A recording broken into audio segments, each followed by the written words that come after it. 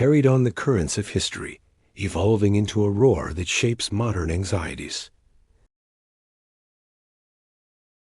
This isn't just a conspiracy theory. It is a cultural phenomenon, a psychological anchor in a chaotic world. Tonight, we peel back the layers of myth and reveal a deeper truth. We explore the cold, hard history of what the Illuminati actually was, and perhaps more importantly, the profound psychological needs it continues to satisfy in the human mind centuries later. Part 1. The historical truth. To understand the myth, we must first confront the reality. Forget the pyramids, the all-seeing eyes, and the pop stars' flashing hand signs.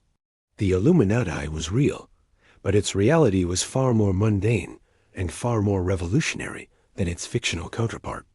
It began on May 1st, 1776, in Bavaria, Germany.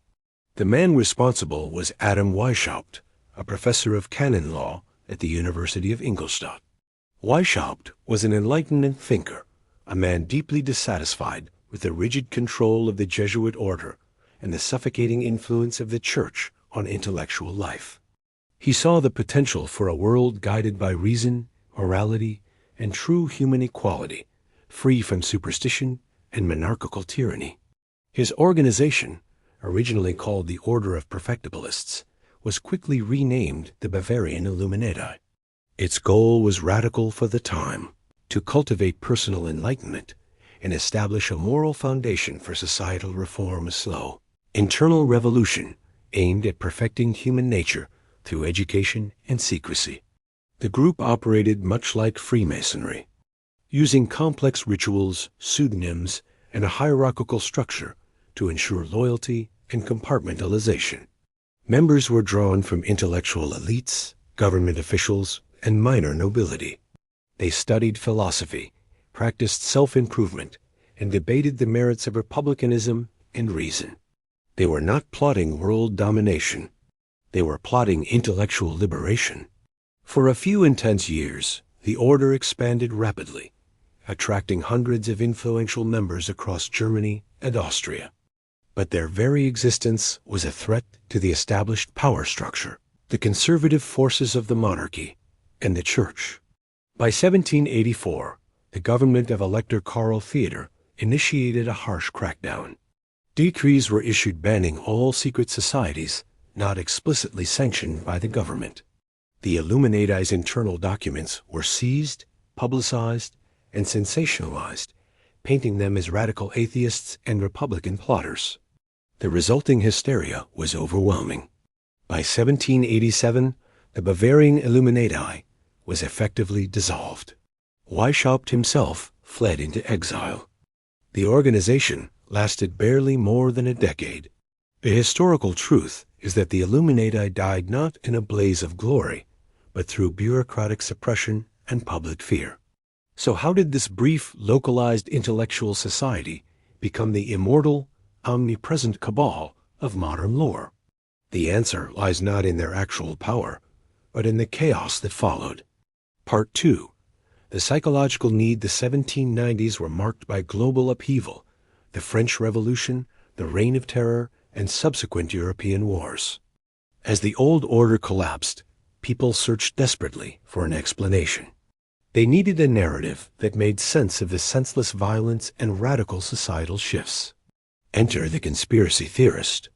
Driven by fear and fueled by the recently published inflammatory documents of the disbanded Bavarian order, authors like Augustin Barrault in France and John Robison in Scotland began spinning a terrifying tale.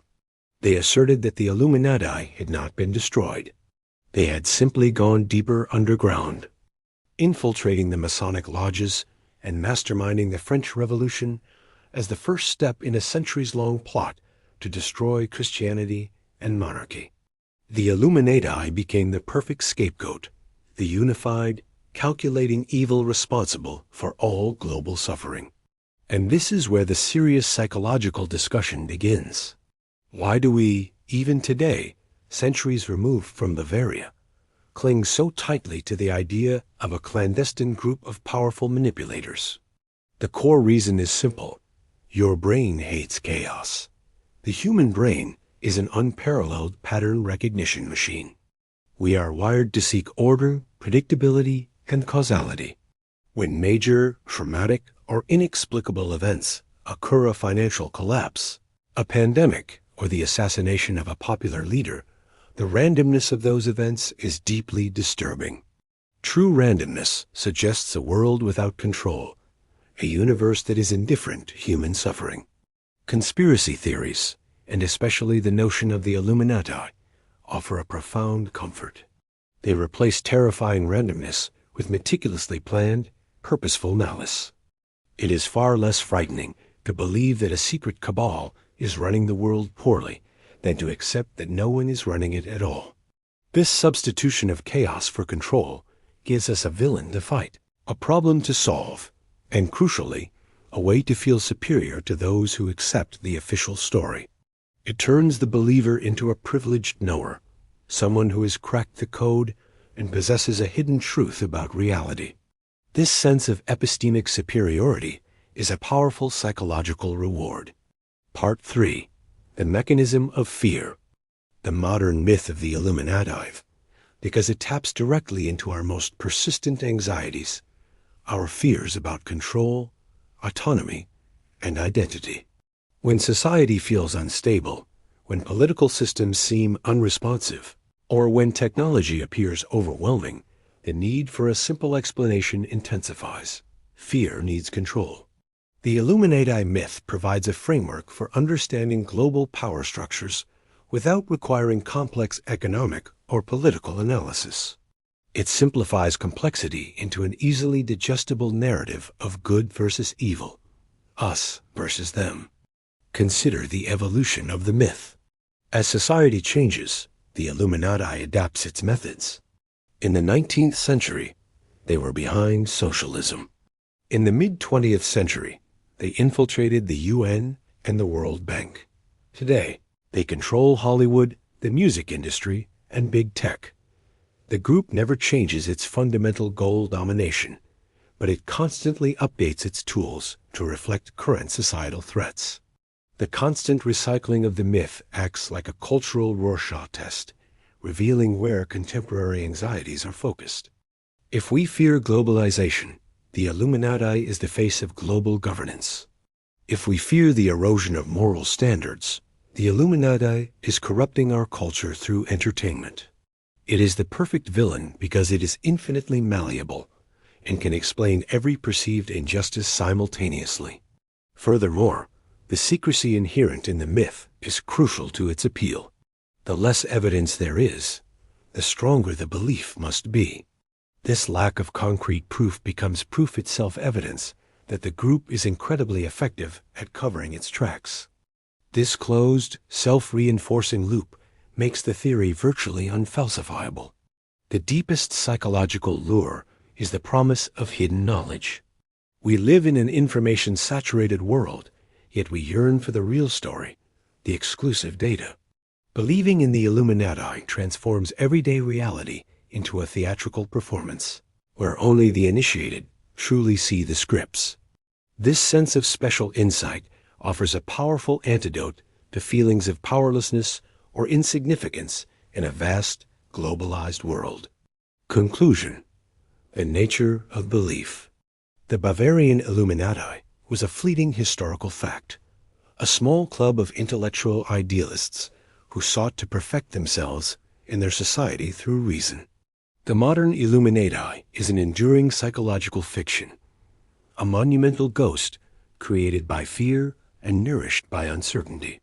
Ultimately, the power of the Illuminati myth tells us less about secret power brokers and far more about ourselves. It speaks to our deep, human desire for meaning, even when that meaning is sinister. It speaks to our inability to accept the terrifying silence of a universe where random events sometimes dictate our fates. We are drawn to the shadowy figures in the velvet rooms because they provide comfort. They tell us that our lives matter enough to be controlled, that the universe is ordered enough to be manipulated, and that we are clever enough to discover the hidden truth.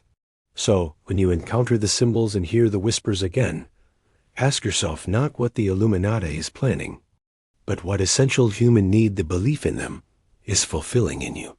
The true mystery is not who runs the world, but why we need to believe that someone does. Thank you for joining us in the shadows tonight. Follow for more explorations into the nature of deep human belief.